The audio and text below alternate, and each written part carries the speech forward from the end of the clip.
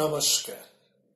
প্রাণারামের মাধ্যমে সম্প্রচারিত ভারত কথার গ্রন্থিমোচনের 259তম পর্বে আপনাদের সবাইকে জানাই সাদর সম্ভাষণ।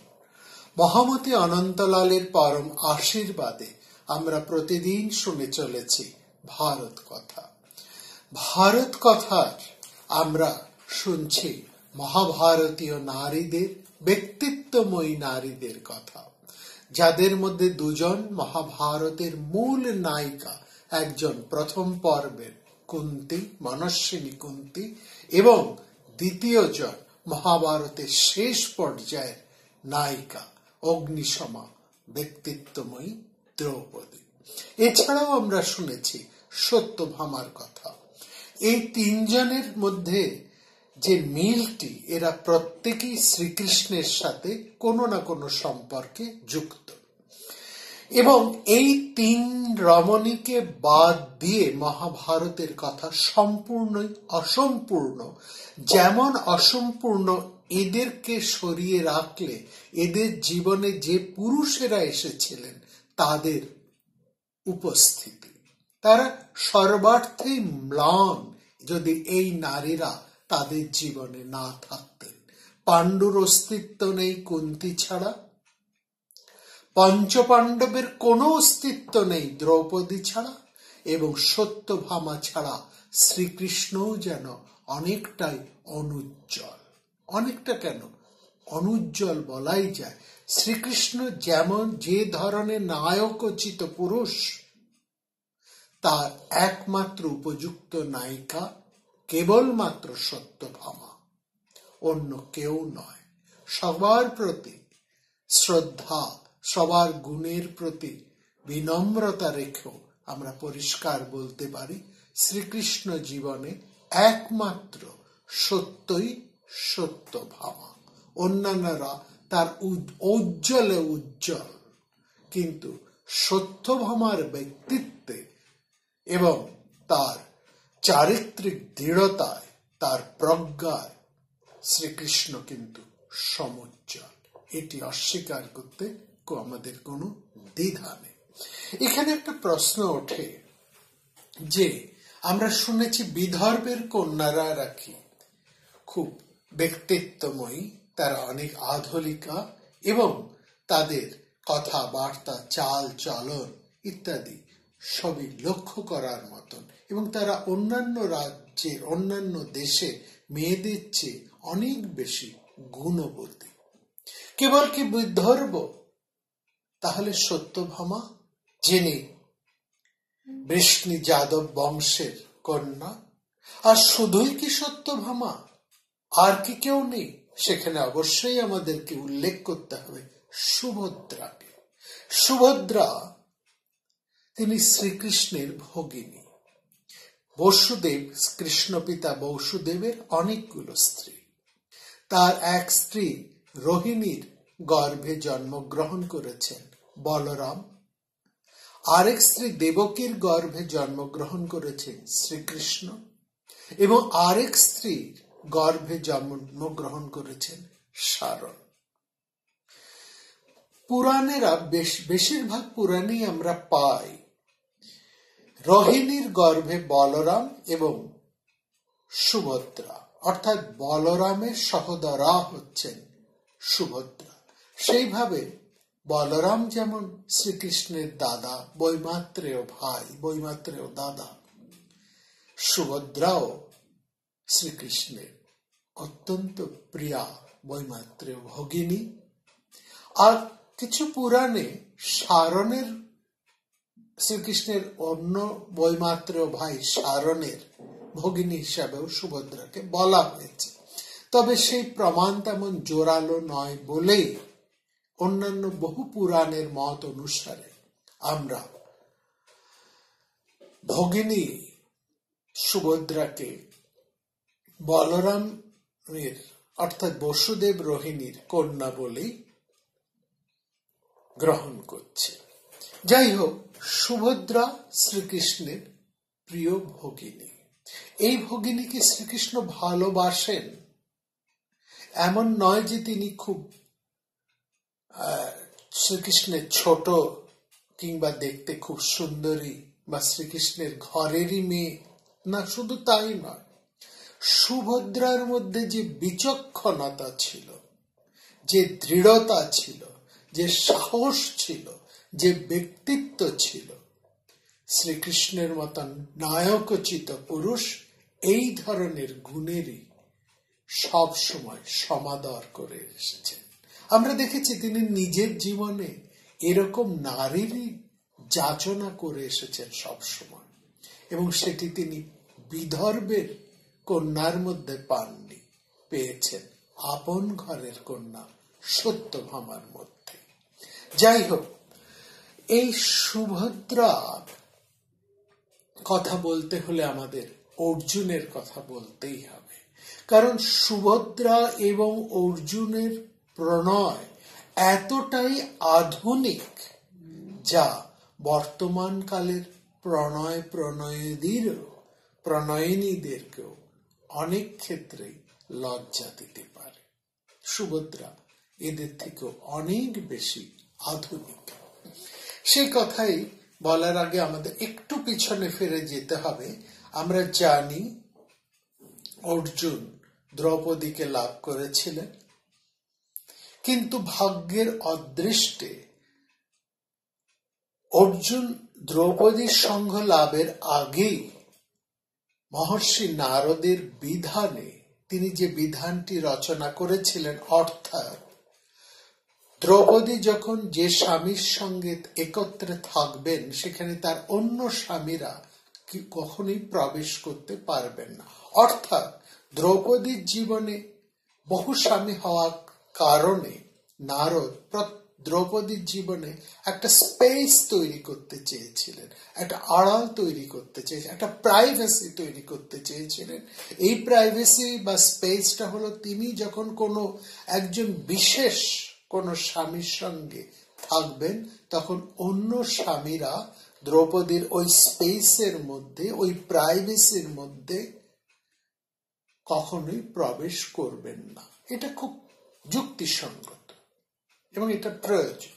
কিন্তু এক বিশেষ কারণে, অন্তত অর্জুনের ব্যক্তিগত কারণে নয়, তার ক্ষত্রিয় ধর্ম পালনের জন্য, অন্যের ধর্ম রক্ষার জন্য, অন্যের প্রয়োজনের জন্য, প্রয়োজন মেটানোর জন্য অর্জুন বাধ্য হয়েছেন দ্রৌপদী যখন যুধিষ্ঠিরের সঙ্গে ছিলেন অস্ত্রাগারে সেখানে প্রবেশ করতে, এবং তার ফলে তিনি নিজের কর্তব্য সমাপন করে সবার অনুরোধ সত্ত্বেও তিনি নারদের বিধান মেনে 12 বছরের ব্রহ্মচর্য বা বনবাসে বেরিয়ে এসেছেন।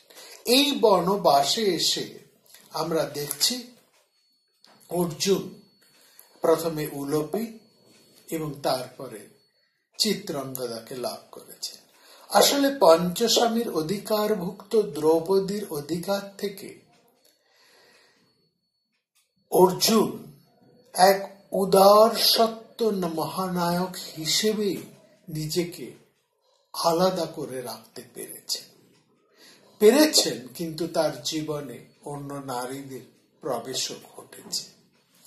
এরকমই একটি সময়ে আমরা দেখছি অর্জুন তীর্থ পর্যটন করতে করতে উপস্থিত হয়েছেন প্রভাসে, এবং এই প্রভাস দ্বারকার খুবই কাছে। শ্রীকৃষ্ণ অর্জুনের আগমন সংবাদ জেনে নিজে গিয়েই তাকে সমাদরে নিয়ে এসেছেন দ্বারকায়। দ্বারকায় অর্জুন যখন এসেছেন তখন অর্জুনের সাথে সুভদ্রার পরিচয় মানে অর্জুন তখন সুভদ্রাকে প্রথম দেখেন। সে একটি নির্দিষ্ট যদুভোজ বৃষ্ণি অন্ধকদের যে বাৎসরিক উৎসব রৈবতক পর্বতে হচ্ছিল, সেখানে অর্জুন শ্রীকৃষ্ণের সঙ্গে বেড়াতে এসেছেন এবং সেখানেই প্রথম তিনি সুভদ্রাকে দেখেন। এবং সুভদ্রাকে দেখে অর্জুন এতটা মুগ্ধ হন, এতটাই তিনি প্রণয়ের ভালোবাসায় মোহিত হয়ে যান, এতটাই আকৃষ্ট হয়ে পড়েন অর্জুনের সুভদ্রার প্রতি যে তিনি এক দৃষ্টে সুভদ্রার দিকে হাঁ করে তাকিয়ে থাকেন। এবং সেই সময় অর্জুনের এই সকাম দৃষ্টি তার হৃদয়ের কামনার নির্যাস সঠিকভাবে উপলব্ধি করতে পারেন শ্রীকৃষ্ণ। তিনি স্থির করেন যে তার এমন ব্যক্তিত্ব সম্পন্না সুন্দরী অশেষ গুণবতী সুভদ্রার একমাত্র জীবন নায়ক হতে পারেন অর্জুন। কারণ অর্জুনের মতন পুরুষই সুভদ্রার স্বামী বা নায়ক হবার উপযুক্ত। তিনি তাই ব্যবস্থা করেন সুভদ্রা হরণের। এবং সুভদ্রা হরণ কেমন ভাবে হবে, সুভদ্রা কোথায় পুজো দিতে যাবেন এবং সেই পুজো দেবার সময় অর্জুন তাকে কিভাবে হরণ করে নিয়ে যাবেন, গোটা প্ল্যানটাই তিনি ছকে ফেলেন এবং অর্জুনকে সেভাবে প্রস্তুত করেন। লক্ষ্য করবেন সুভদ্রা কিন্তু অর্জুনের মামাতো বোন। সেকালের নিয়মে এই ধরনের বিবাহ প্রচলন ছিল, যেমন এখনো মামাতো বোনের সাথে বিয়ের প্রচলনটা আমাদের দক্ষিণ ভারতে প্রচলিত আছে। সেটি বড় কথা নয়। কথা হলো সুভদ্রা রৈবতক পর্বতে পুজো করতে যাবেন এবং সেখান থেকে তিনি আবার দ্বারকায় ফিরে যাবেন। অর্জুন শ্রীকৃষ্ণের কাছ থেকে একটি রথ এবং দুটি দ্রুতগামী অশ্ব নিয়ে, তার অস্ত্র শস্ত্র নিয়ে, রথখানি নিয়ে রৈবতক পর্বতের কাছে এসে উপস্থিত হয়েছেন। সুভদ্রা যেই মুহূর্তে পুজো দিয়ে বেরিয়ে আসছেন সেই মুহূর্তে অর্জুন সুভদ্রাকে হরণ করে রথে তুলে ফেললেন। সুভদ্রা কোনো বাধা দেননি। সুভদ্রা অর্জুনকে চিনতে পেরেছিলেন এবং শ্রীকৃষ্ণ তার দাদা শ্রীকৃষ্ণের সাথে যে অর্জুন ঘুরে বেড়াচ্ছেন আছেন তাকে সুভদ্রা না চেনার কোনো কথাই নয়। এবং অর্জুনের পরিচয়ও সুভদ্রা জানেন। এবং এই সময়ের মধ্যে যে অর্জুনের প্রতি সুভদ্রার কোনো মোহ তৈরি হয়নি সে কথাও কিন্তু বলা যায় না। যাই হোক, সুভদ্রা স্মিত মুখে অর্জুনের রথে উঠেছে। লক্ষ্য করুন, ব্যাসদেব যে মুহূর্তে অর্জুন সুভদ্রাকে তার রথে তুলে নিচ্ছেন সেই সময় সুভদ্রার মধু স্মিত মুখের বিশেষণটি দিয়েছেন ব্যাসদেব। তাম আদায় শুচিস্মিতম, অর্থাৎ অর্জুন কর্তৃক ঋত হওয়ায় সুভদ্রা কিন্তু খুশি হয়েছিলেন এবং মহামহিম বীরের স্পর্শে ধারণ করেই তিনি স্বেচ্ছায় যেন রথে উঠে এসেছেন। এরপরে আমরা দেখছি আসল ঘটনা।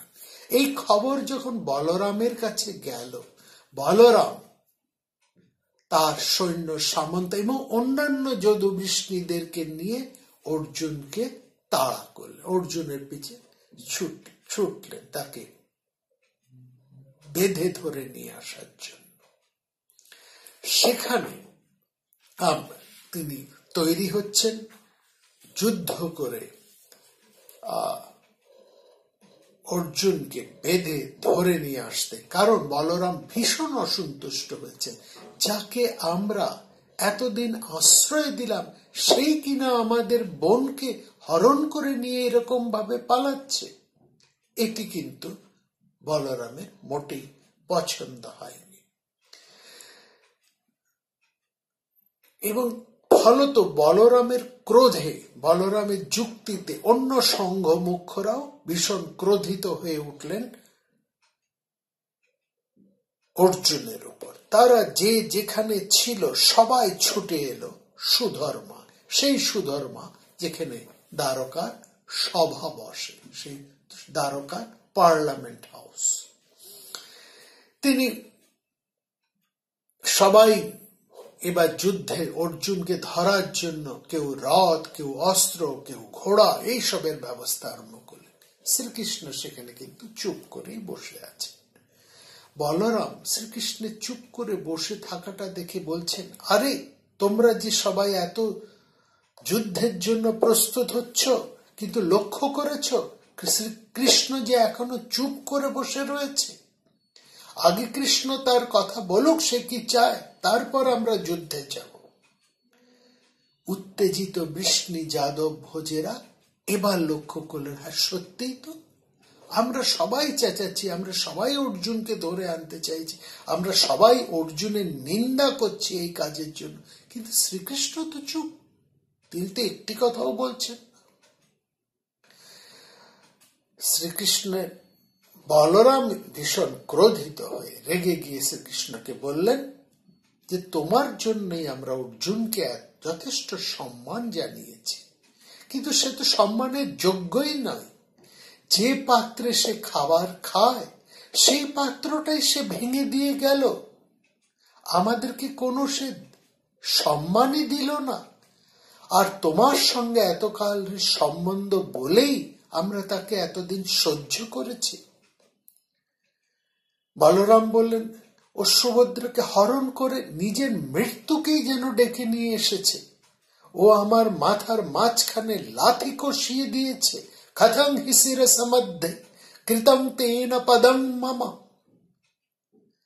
আর এভাবে সুভদ্রাকে হরণ করে নিয়ে চলে যাওয়াটা কি উচিত হয়েছে? আমরা তো অর্জুনকে উপযুক্ত শিক্ষা দিতে হবে। এদিকে লক্ষ্য করছি যাদব বৃষ্ণিরা যখন এরকম একটা কথা করছে, তখন শ্রীকৃষ্ণ বলছেন যে আপনারা যে কথাগুলো বলছেন তা আমি সবই শুনলাম, কিন্তু আপনারা এটা কি ভেবে দেখেছেন আপনাদের মধ্যে এমন কি কেউ আছেন যিনি অর্জুনকে হারিয়ে দিতে পারেন? আমাদের সুন্দরী যশস্বিনী সুভদ্রাকে যিনি হরণ করেছেন, তার গুণের কথা, তার পরাক্রমের কথা কি আপনারা একবার ভেবে দেখেছেন? তিনি তার বংশ কথা, তার বংশ মর্যাদা, তার কথাও কি আপনারা একবার বিবেচনার মধ্যে এনেছেন? তিনি যেমন বীর, যেমন পরাক্রমী, তাকে কেউ হারিয়ে দিতে পারে? আমি তো ত্রিলোকের মধ্যে কাউকেও এমন দেখছি না। সুতরাং এমন একজন ক্ষত্রিয় বীর পরাক্রমী যদি আমাদের সুভদ্রাকে হরণ করে, তাতে অন্যায় কি? সুভদ্রা সুন্দরী, অর্জুন বীর। সুভদ্রা যশস্বিনী, অর্জুন যশস্বী। সুভদ্রা যেমন নিজের ব্যক্তিত্বে উজ্জ্বল, আমাদের ক্ষত্রিয় ধর্মের মধ্যে তিনি ক্ষত্রিয় কন্যার মতন সমস্ত গুণ তার মধ্যে রয়েছে, অর্জুনও তো ক্ষত্রিয় শ্রেষ্ঠ। আমার তো মনে হয় সুভদ্রা যোগ্য হিসেবে অর্জুনের পরিবর্তে কাউকে আমরা ভাবতেই পারি না। অর্জুনের মতন মহাবীরকে পাত্র হিসেবে কি অপছন্দ করতে পারে? শ্রীকৃষ্ণ এবার বললেন, আমি বরং মনে করি আপনারা সসম্মানে অর্জুনকে ফিরিয়ে নিয়ে আসুন। কারণ অর্জুনের সাথে যদি যুদ্ধ আপনারা করেন এবং সেক্ষেত্রে যদি আপনারা হেরে যান, তাহলে আমাদের সম্মানটা কোথায় থাকে? বরং তাকে তুষ্ট করে আমরা যদি তাকে ফিরিয়ে নিয়ে এসে, তাহলে এই বৈবাহিক সম্মানটি আমাদের রক্ষা পায়। তার চেয়েও বড় কথা, অর্জুন আমাদের পিস্তত ভাই, তার সাথে তো আমাদের কোনো শত্রুতার সম্পর্কই হতে পারে না। শ্রীকৃষ্ণের ব্যক্তিত্ব সম্পন্ন কথায় সমস্ত বৃষ্ণি, ভোজ, যাদবেরা ঘুরে গেলেন শ্রীকৃষ্ণের দিকে। বলরামও বাধ্য হলেন এ কথা মেনে নিতে। তারা অর্জুনকে সসম্মানে ফিরিয়ে নিয়ে এলেন এবং সুভদ্রার সাথে অর্জুনের বিয়ে হল। এক্ষেত্রে আমাদের বলার একটা কথা আছে যে শ্রীকৃষ্ণ যখন অর্জুন সহ সুভদ্রাকে পালিয়ে যেতে সাহায্য করেছিলেন, তখন আমরা দেখি সুভদ্রা নিজে রথের লাগামটি নিজের হাতে তুলে নিয়েছেন, যাতে তার স্বামী প্রয়োজনে শত্রুপক্ষের সঙ্গে দুহাত খুলে যুদ্ধ করতে পারেন।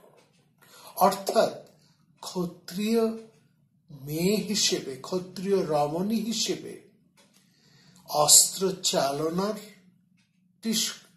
সুভদ্রার জানা কিনা আমরা জানি না, কিন্তু ড্রাইভিং অর্থাৎ রথ চালনা তিনি ভালোই জানতেন।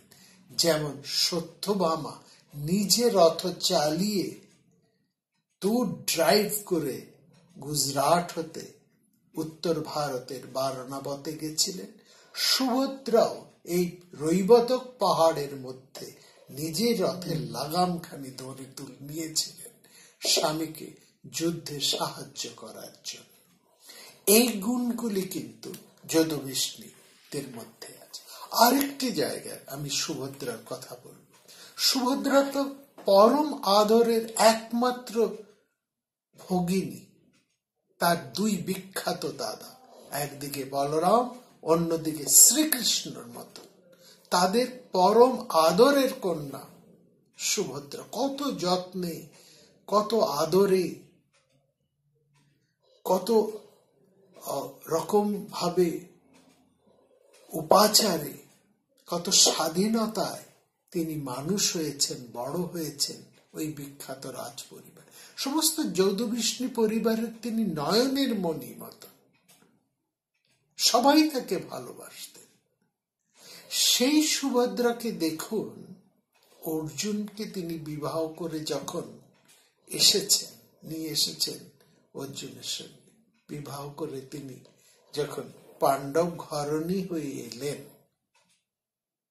সেখানে কিন্তু প্রবল ব্যক্তিত্বময় দ্রৌপদী বসে আছে। উলুপি আসেননি, চিত্রাঙ্গদা আসেননি, এরা কেউ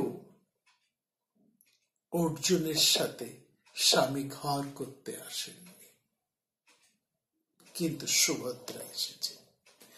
সুভদ্রা এসেছেন অর্জুনের সাথে, এবং সেখানে আমরা দেখছি যে সুভদ্রা এসে তিনি অর্জুনের কথা মতো নিজের সমস্ত রাজকীয় আভরণ খুলে রেখে সাধারণ গোপবালার বস্ত্র পরিধান করে তিনি দ্রৌপদীর কাছে এসেছেন ছোট বোনের আবদার নিয়ে, এসেছেন একেবারে যেন দাসীর মতো।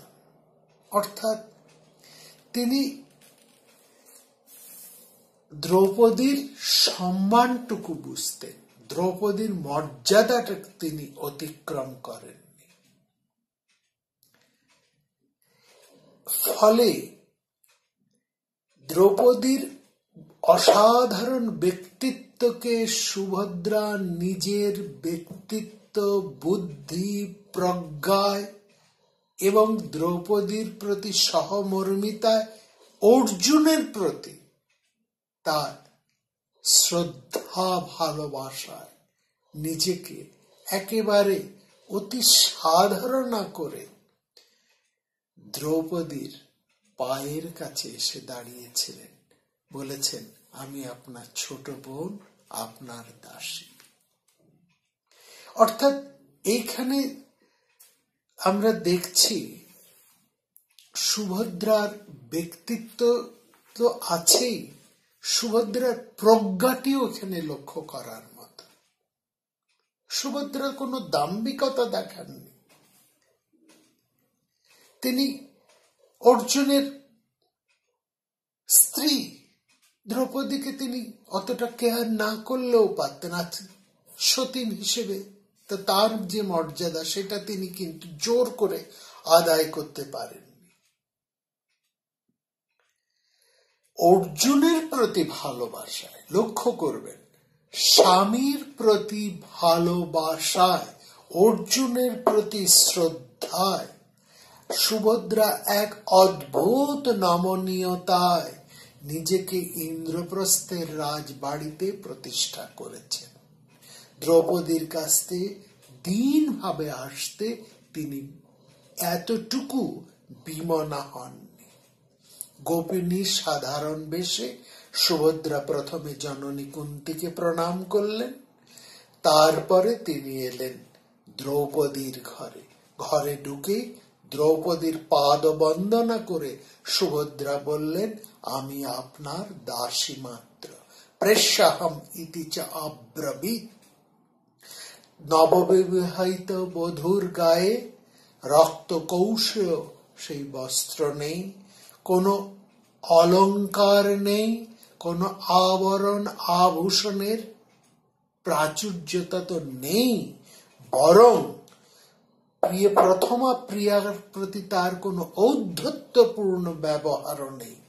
বরঞ্চ দ্রৌপদীর সামনে জ্বর ভয়াকুলিতা সেই রমণী অস্ফুট উচ্চারণে বলছেন, দিদি আমি আপনার দাসী, আপনার সেবার জন্য উপস্থিত। এই একটি কথায় তিনি দ্রৌপদীকে জয় করে ফেললেন। পঞ্চস্বামী গর্বিতা দ্রৌপদী যে মর্যাদার আসনে বসেছিলেন, নবগতা এই প্রজ্ঞামান রমণী, প্রজ্ঞাশীলা রমণী সেই মর্যাদার প্রতিযোগিনী হয়ে আসেননি। তিনি দ্রৌপদীকে শান্ত করেই, দ্রৌপদীকে প্রসন্ন করেই তিনি ইন্দ্রপ্রস্থের রাজবধূ হয়ে এসেছেন।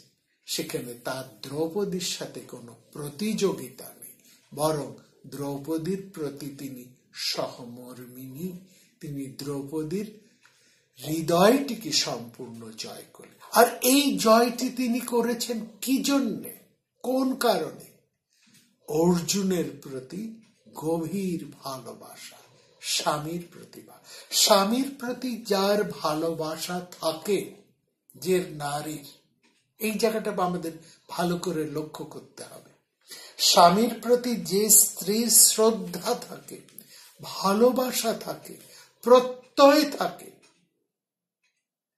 সে কখনো স্বামীর বাড়ির কোনো মানুষকে অসম্মান করতে পারে না। স্বামীর খারাপ লাগবে এমন কোনো অপ্রিয় কর্ম সে কখনোই করতে পারে না। নিজের দম্ভ বিকার প্রস্ফুটিত সে কখনোই করে না নিজের ঔদার্যে, বরং সে সবাইকে জয় করে স্বামী গৃহের শ্রেষ্ঠা হয়ে থাকে। এই বুদ্ধি, সাধারণ বুদ্ধিটুকু, এই শিক্ষাটুকু যার থাকে তাকে বিদগ্ধা বলা হয়। এই বিদগ্ধা হিসেবে সুভদ্রা কিন্তু অনন্য। এবং সুভদ্রার সাথে দ্রৌপদীর যে সম্পর্ক হয়েছিল, সেখানে আমরা দেখব পরবর্তী সময়ে সুভদ্রার পুত্র অভিমন্যুকে সম্পূর্ণ মানুষ করেছেন দ্রৌপদী। সেখানে সুভদ্রার কোনো ভাবার জায়গায় ছিল না। সুভদ্রার পুত্র অভিমন্যু, কিন্তু অভিমন্যু মানুষ হয়েছেন, শিক্ষিত হয়েছেন, বড় হয়েছেন সবই দ্রৌপদীর আশ্রয়। দ্রৌপদী যেন তার মা, দ্রৌপদীরই যেন সব দায়িত্ব। সুভদ্রা কি হবে, অভিমন্যুর কি হবে, অভিমন্যুর বিয়ে সমস্ত ব্যবস্থা করেছেন দ্রৌপদী। তার জন্য সুভদ্রাকে মুহূর্তের জন্য ভাবতে হয়। এমনকি এই পরিবারের আগুনের কোনো আঁচ দ্রৌপদী সুভদ্রার গায়ে লাগতে দেননি। নিজেই সব সামলেছেন সুভদ্রাকে আড়াল করে। শুধু তাই নয়, নিজের পঞ্চপুত্র, পরবর্তীকালে দ্রৌপদীর যে 5 পুত্র হয়েছিল, তারা সবাই অভিমন্যুর ছোট। প্রত্যেককেই দ্রৌপদী তার বনবাসে যাওয়ার সময় স্বামীদের সাথে 13 বছরের দীর্ঘ বনবাসে যাওয়ার সময়, 12 বছরের বনবাস ও 1 বছরের অজ্ঞাতবাসে যাওয়ার সময় তিনি পাঠিয়ে দিয়েছেন এই সুভদ্রার কাছে। না, তিনি তার পিতার কাছে পাঠাননি। তার ভাইরা, তার পিতা এসেছিলেন তাদের নাতিদেরকে নিয়ে যাওয়ার জন্য, ভাগ্নেদেরকে নিয়ে যাওয়ার জন্য। দ্রৌপদী সেখানে যেতে দেননি। তিনি জানেন মামার বাড়িতে গেলে তার ছেলেরা যথেষ্ট আদরে থাকবে, ভালো থাকবে, কিন্তু তিনি সেটা দেননি। কারণ তার সন্তানদের পিতারা যেখানে বনে বনে ক্লেশ সহ্য করে রয়েছেন, সেখানে তাদের ছেলেরা আমোদে আহ্লাদে থাকবে, এটা মনস্বিনী দ্রৌপদী তা চাননি। তিনি পাঠিয়ে দিয়েছেন সুভদ্রার কাছে, কারণ সুভদ্রার প্রতি দ্রৌপদীর সেই বিশ্বাস আছে যে বিশ্বাস সুভদ্রার ছিল দ্রৌপদীর উপরে। সুভদ্রা যেমন নিজের সন্তানকে দ্রৌপদীর উপর হাতে ছেড়ে দিয়েছিলেন, সব দায় দায়িত্ব দ্রৌপদীকে দিয়ে দিয়েছিলেন, দ্রৌপদীও ঠিক এই সময়ে, এই কঠিন সময়ে তার 5 সন্তানকে তুলে দিয়েছেন সুভদ্রার হাতে। অভিমন্যের অভিভাবকত্বে, শ্রীকৃষ্ণের অভিভাবকত্বে, যদুবৃষ্ণিকুলের অভিভাবকত্বে তিনি তার 5 ছেলে এবং অন্যান্য ছেলেদেরকেও পাঠিয়ে দিয়েছিলেন সুভদ্রার কাছে। এই বিশ্বাস এইটি ছিল দ্রৌপদী, এটি লক্ষ্য করা। তবে সবচাইতে বড় কথাটি কি জানেন? এই যে আমরা কুন্তির কথা বললাম, দ্রৌপদীর কথা বললাম, সত্যভামার কথা বললাম, সুভদ্রার কথা বললাম, এর মূল কথাটা কি বলুন তো? এদের কথাগুলো আমরা বললাম, অন্যান্যদের কথা এত না বলে কেন আমরা এই 4 জনকে বেছে নিলাম? এরা কেবলমাত্র পাণ্ডব ঘরণী বা কৃষ্ণের জীবনের নায়িকা, বা কৃষ্ণের সাথে এদের না কোনো ভাবে সম্পর্ক ছিল শুধু এইটার জন্যই না। আসল সত্য কিন্তু এটা নয়। আসল কথাটা আমি আপনাদেরকে এতদিন ইঙ্গিত দিয়েছি, আজকে স্পষ্ট করে এই আসল সত্যের গ্রন্থি মোচন করছি। আসল সত্যটি হলো এরা কৃষ্ণ নয়, পাণ্ডব নয়, অন্য কোনো কারণ নয়। এরা প্রত্যেকেই উজ্জ্বল তাদের স্বামীদেরকে ভালোবেসে, স্বামীদের প্রতি শ্রদ্ধায়, স্বামীদের প্রতি ঐকান্তিকতা, একমাত্র স্বামী প্রিয়া হয়ে। কুন্তী তার সারা জীবনের সমস্ত কষ্ট সহ্য করা, সমস্ত ত্যাগ, সমস্ত দুঃখকে বরণ করেছেন পাণ্ডুর মুখ চেয়ে। আমরা বারবার বলেছি কুন্তীর সারা জীবনের তপস্যা ছিল, সারা জীবনের লক্ষ্য ছিল যাতে পাণ্ডু চিহ্ন কোনোভাবেই নষ্ট না হয়। তিনি পাণ্ডুর প্রতি এতটাই শ্রদ্ধাশীল ছিলেন, এতটাই তিনি ভালোবাসতেন। দ্রৌপদী, তিনিও তার স্বামীদের অপযশ যাতে দূর হয় সেই জন্যই তিনি সারা জীবন চেষ্টা করেন।